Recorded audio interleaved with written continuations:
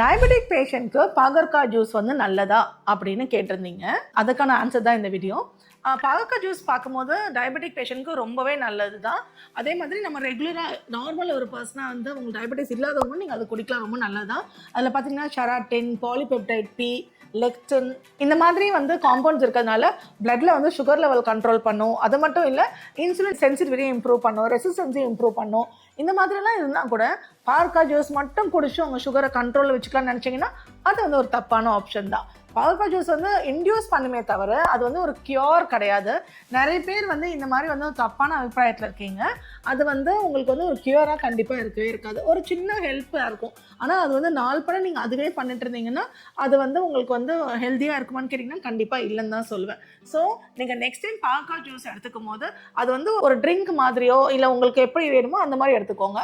ஆனால் அது வந்து நீங்கள் வந்து ஒரு கியூராக நினச்சி எடுத்துக்காதீங்கன்றதான் என்னோட வந்து ஒரு ரெக்கமெண்டேஷனாக இருக்கும். இந்த மாதிரி டயபெட்டிஸ் பற்றின இன்ஃபர்மேஷனுக்கு நம்மளோட சேனலை ஃபாலோ பண்ணிக்கோங்க. தேங்க்யூ.